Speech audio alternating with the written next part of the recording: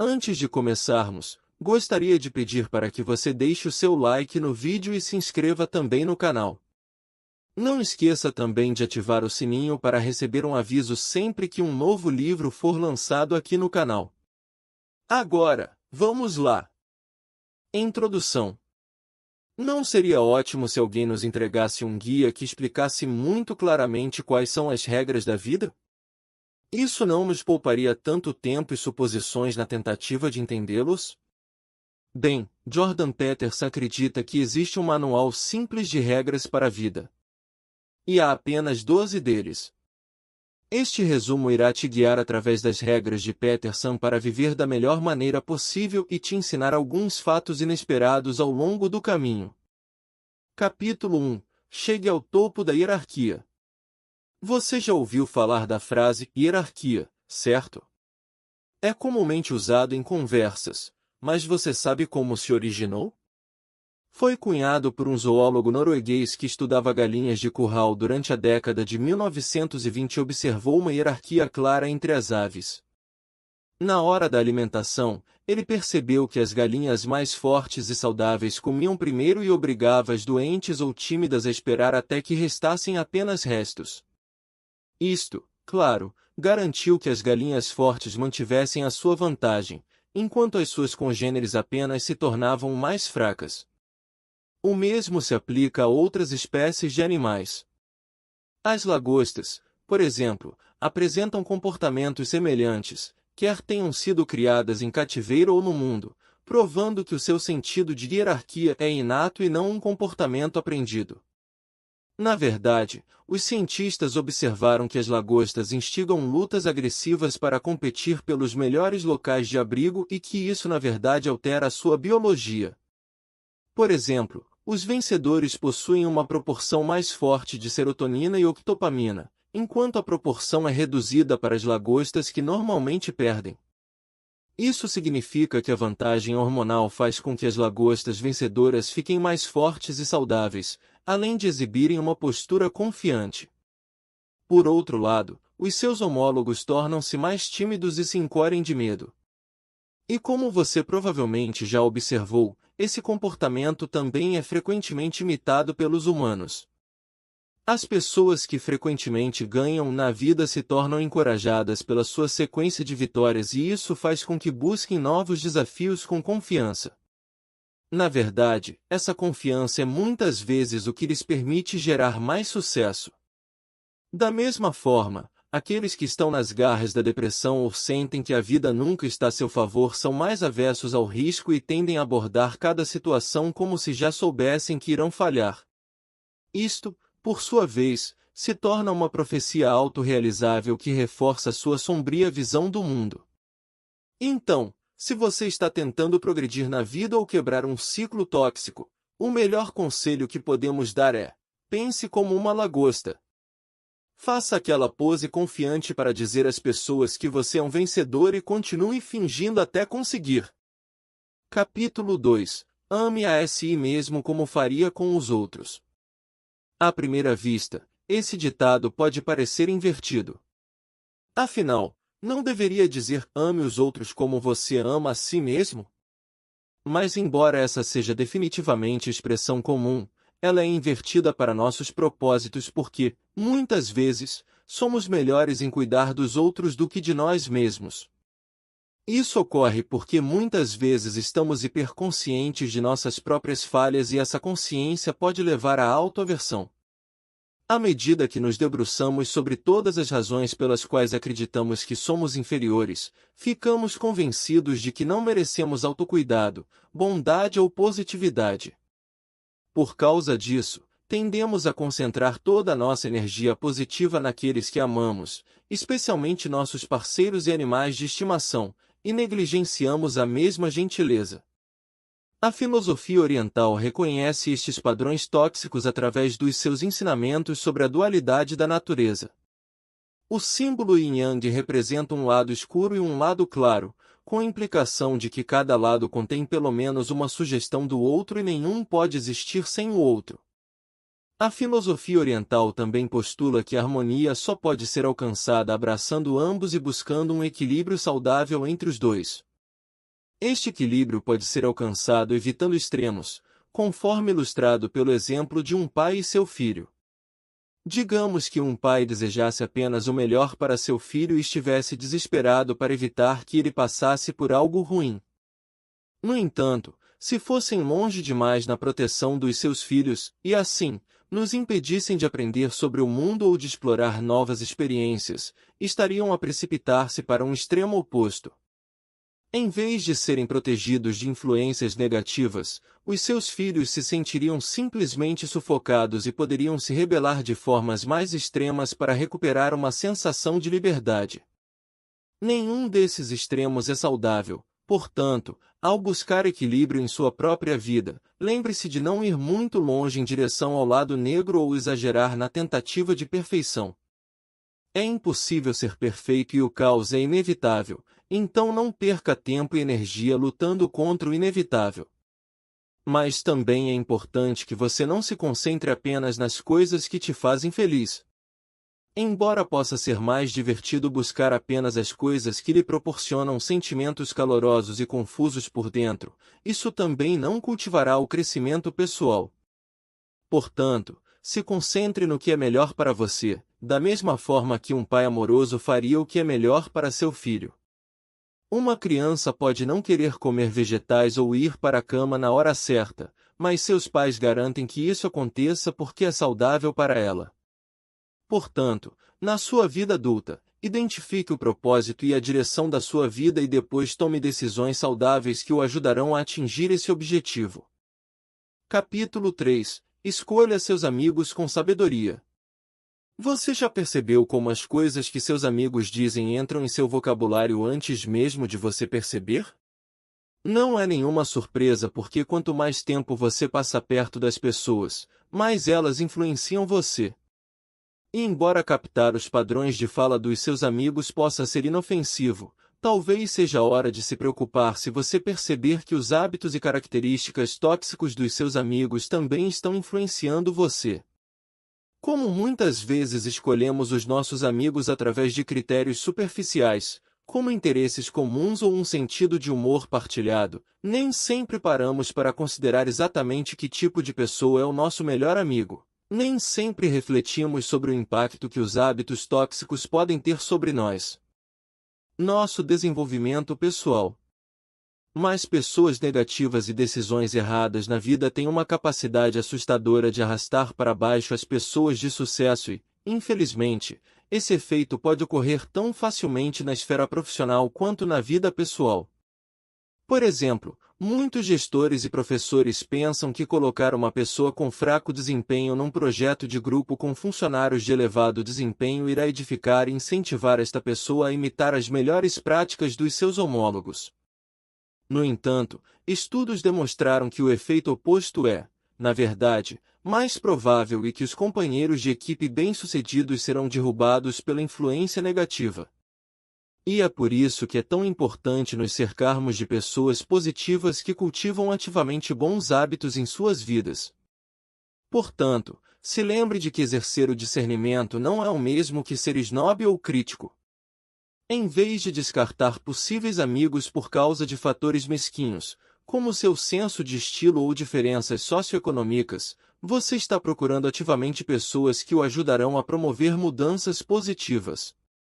E a beleza dessa parceria é que ela é mutuamente benéfica. Um bom amigo não permitirá que você se afunde na autopiedade ou se envolva em conversas internas negativas e eles irão o denunciar quando virem você desenvolvendo comportamentos tóxicos. E, por sua vez, você fará o mesmo por eles. Como vocês dois estão buscando melhorar a si mesmos e ao mundo ao seu redor, sua amizade literalmente ajudará vocês dois a se tornarem mais incríveis. Então, escolha seus amigos com sabedoria. Capítulo 4. Supere seu próprio recorde pessoal. Com que frequência você se pega comparando seu sucesso com o de outras pessoas? Seja com a intenção de se fortalecer com afirmações como, bem, pelo menos eu me saí melhor do que ela, ou se desencorajar com comentários como, nunca ganharei aquele prêmio como ela, esse padrão de pensamento é mais do que tóxico.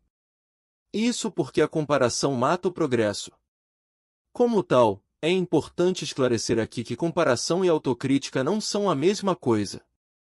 A autocrítica é saudável, até certo ponto, porque o convida a fazer um balanço realista de suas falhas e identificar áreas onde você pode melhorar. É isso que nos motiva a trabalhar em prol de um futuro mais brilhante e de mais sucesso. Mas a autocrítica toma um rumo feio quando é distorcida pelas lentes da comparação. Porque, em vez de nos perguntarmos o que podemos fazer para melhorar o nosso melhor, a comparação faz com que nos avaliemos pelos padrões dos outros. Esta visão do mundo elimina os momentos de crescimento incremental que moldam as nossas jornadas ao longo do caminho, substituindo nosso progresso por um filtro preto e branco de sucesso ou fracasso. E se descobrirmos que não estamos à altura dos outros, determinamos que falhamos. Mas nada poderia estar mais longe da verdade.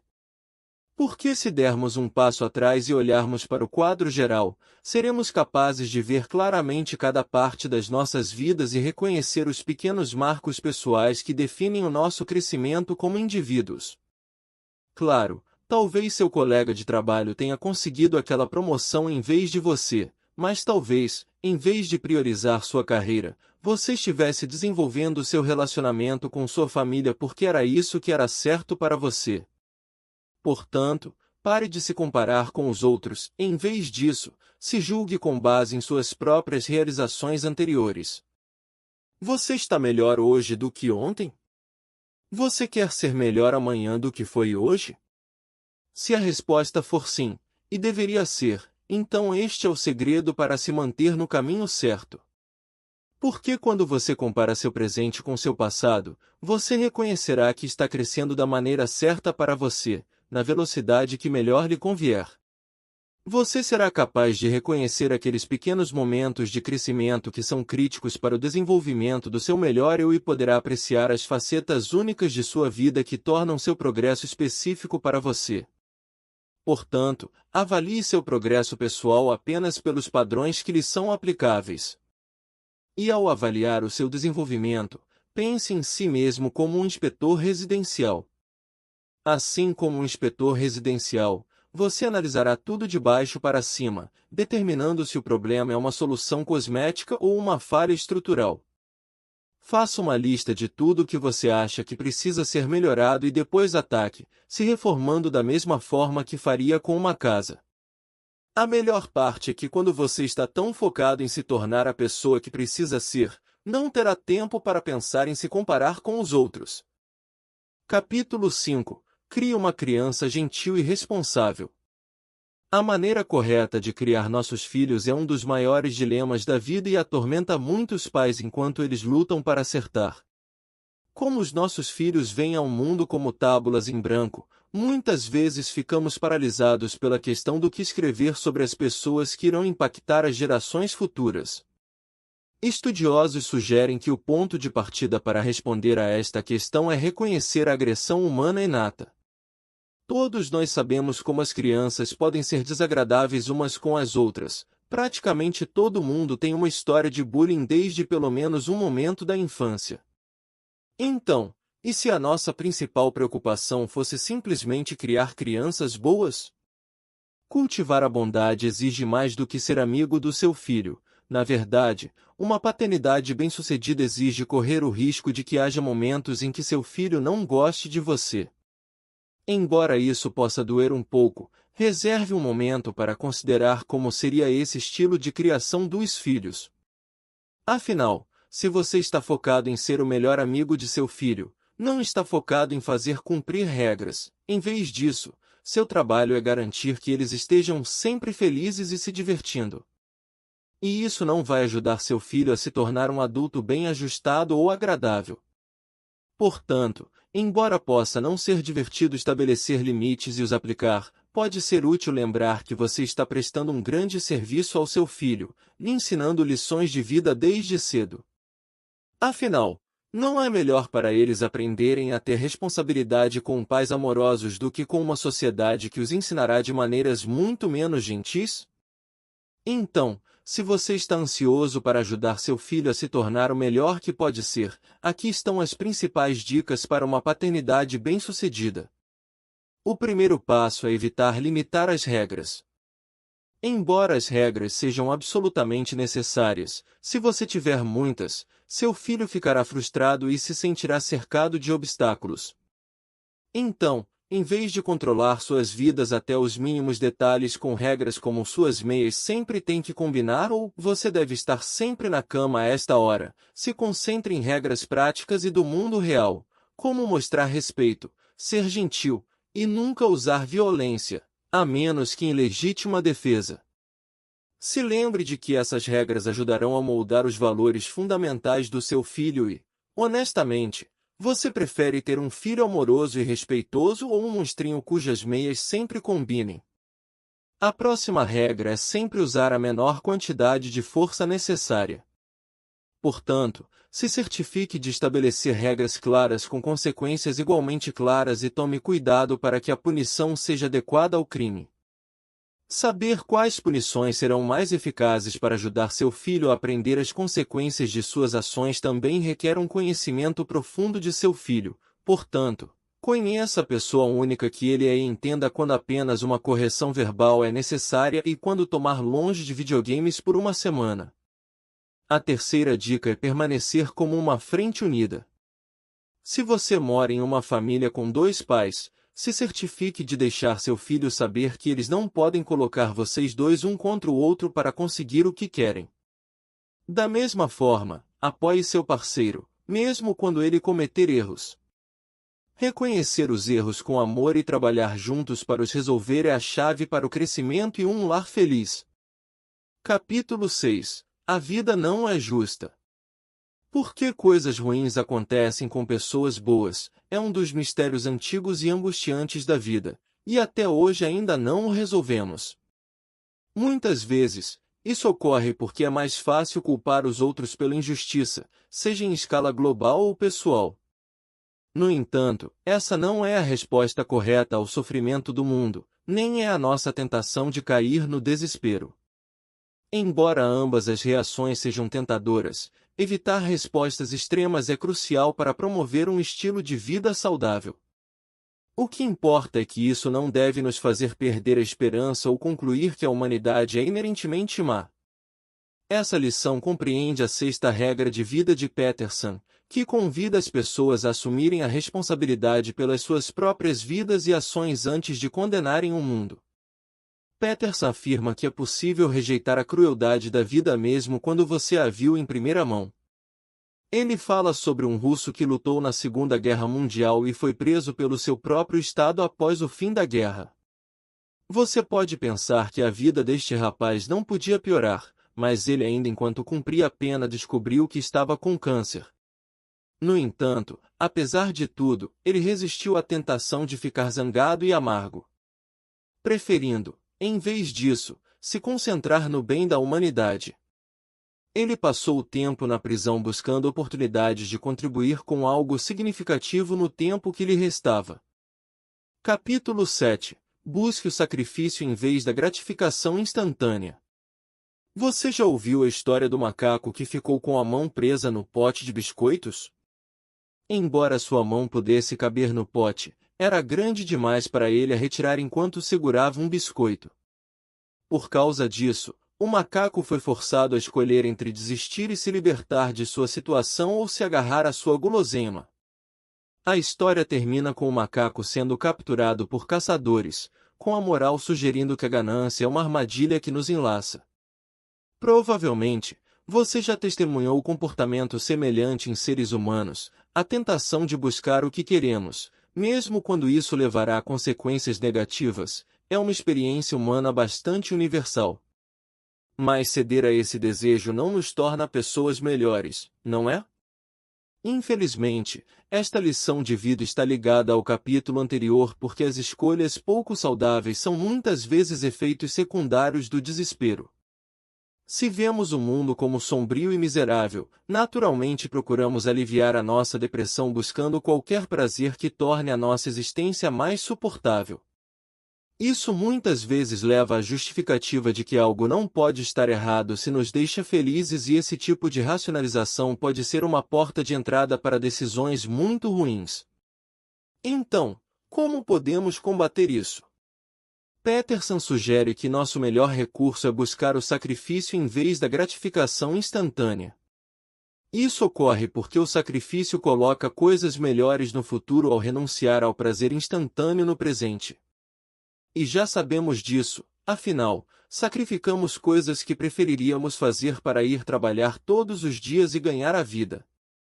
Mas esse tipo de sacrifício ainda é do interesse do ganho pessoal porque o fazemos para facilitar a nossa própria sobrevivência ou poupar para a promessa de férias mais tarde.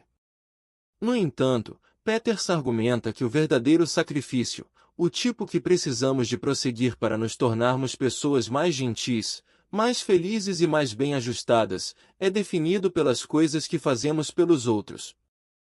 Então, em vez de buscar prazeres instantâneos e egoístas, considere abrir mão de um pouco do seu tempo para ser voluntário e fazer a diferença na vida de outra pessoa. Quando você se concentra no bem que pode colocar no mundo, você faz uma pausa na sua visão de mundo negativa e se deixa levar por influências positivas.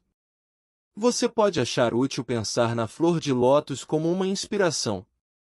Esta planta começa sua vida no fundo de um lago lamacento e sobe lentamente até o topo em pequenos incrementos de crescimento até explodir na água para florescer ao sol.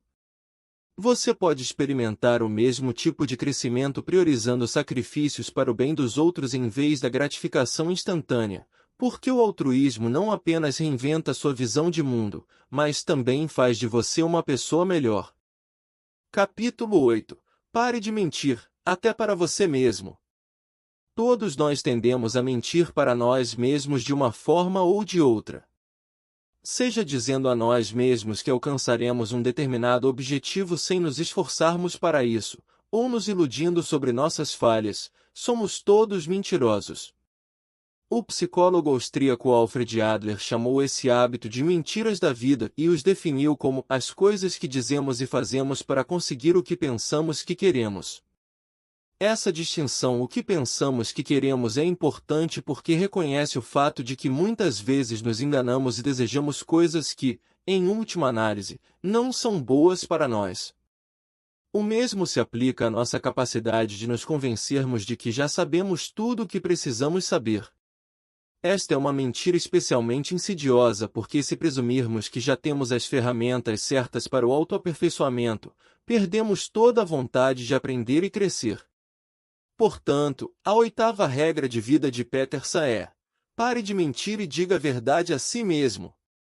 Aprimore sua autoconsciência e aprenda a reconhecer quando você está contando a si mesmo uma dessas mentiras da vida. E então trabalhe para consertar isso. Realinhar seus objetivos e sua verdade pessoal pode o ajudar a colocar sua vida de volta nos trilhos e a ser honesto sobre seu progresso. Capítulo 9. Se envolva em debates saudáveis. Se você passa algum tempo nas redes sociais, sabe que muitas vezes elas podem ser um foco de conflitos e críticas contundentes. As pessoas muitas vezes se ofendem muito rapidamente e atacam vomitando coisas odiosas para estranhos aleatórios na internet. Este comportamento, lamentavelmente, passou a caracterizar o estado da conversação na nossa sociedade e é uma perversão total do que costumava significar um debate saudável. Recuperar a sua capacidade de se envolver numa conversa genuína requer regressar às verdades dos antigos filósofos gregos que compreenderam que desafiar respeitosamente a ideia de alguém não é a mesma coisa que atacar essa pessoa. Seguir esse método explora a 9ª lição de vida de Peterson, que é ouvir o que os outros têm a dizer e presumir que você tem algo a aprender com eles. Em vez de tratar sua conversa como uma competição, procurando oportunidades para provar que você está certo e a outra pessoa errada ou procurando motivos para se ofender, simplesmente se concentre em ouvir.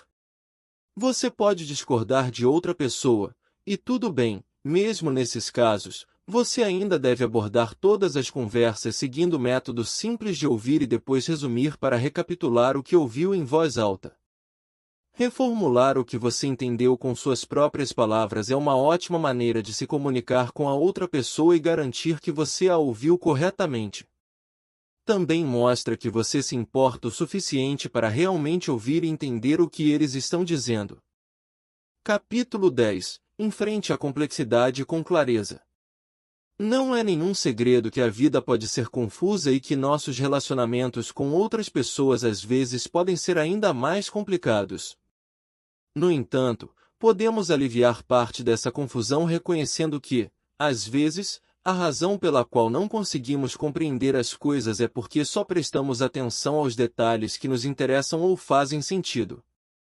E embora essa seja uma inclinação humana natural, afinal, não somos fisicamente capazes de pensar em tudo o tempo todo. Nossa incapacidade de ver o quadro geral pode muitas vezes fazer com que o mundo pareça ainda mais caótico. É por isso que precisamos da regra 10, use uma linguagem precisa. Confrontar as complexidades do mundo com a clareza de uma linguagem precisa é inestimável porque nos ajuda a decompor conceitos complexos em pedaços simples e pequenos de informação que podemos compreender. Ao simplificar a situação através de uma terminologia precisa, podemos estabelecer ordem nas nossas vidas. Quer o problema esteja na quebra do nosso carro ou no adoecimento do nosso corpo, ao articular especificamente os sintomas, podemos começar a retomar o controle. O mesmo se aplica aos conflitos nos relacionamentos. Se você está ferido ou está tentando resolver um problema do seu parceiro, uma linguagem precisa pode o ajudar a articular o problema de maneira simples e honesta. Capítulo 11. Evite suprimir a natureza humana. À medida que a sociedade atual tenta corrigir uma cultura de injustiça, pode ser difícil saber onde estão os limites. Nossos esforços para combater os males da masculinidade tóxica às vezes levam as pessoas a estigmatizar completamente os homens e a masculinidade. E essa não deveria ser a resposta. Embora seja extremamente verdade que os homens se comportaram de forma deplorável durante séculos e usaram o seu poder para manipular, estigmatizar e discriminar mulheres, pessoas de cor e muitos outros grupos de pessoas, não deveríamos dirigir injustamente o nosso sentimento de indignação contra todos os homens. Esta visão do mundo leva à destruição em vez de resolver um problema ou criar uma solução, e esse não deveria ser o objetivo da justiça social. Em vez disso, deveríamos nos concentrar em misturar as nossas diferenças para alcançar um futuro harmonioso. Porque muitos homens, assim como as mulheres, são agressivos ou dominantes por natureza, e essas características não precisam ser ruins quando canalizadas na direção certa. Com incentivo e orientação sobre como evitar se tornar parte do problema, os homens podem canalizar esses traços de personalidade para realizar coisas incríveis que contribuam para o bem maior da sociedade. E para ilustrar esse ponto, Peterson considera o exemplo dos praticantes de skate. Certa vez, ele percebeu que, no campus da Universidade de Toronto, alguns jovens que andavam de skate demonstravam feitos incríveis de agilidade e equilíbrio. No entanto, como as normas sociais muitas vezes classificam o skate como indesejável ou desviante, as autoridades municipais decidiram proibir o skate no seu campus. Esta política não levou em consideração a dedicação, a coragem e a disposição dos adolescentes para aceitar o risco físico e, em vez disso, criminalizou o seu comportamento. Peterson argumentou que isso foi um erro e sugeriu que o mesmo se aplica a qualquer caso em que difamamos um determinado grupo de pessoas.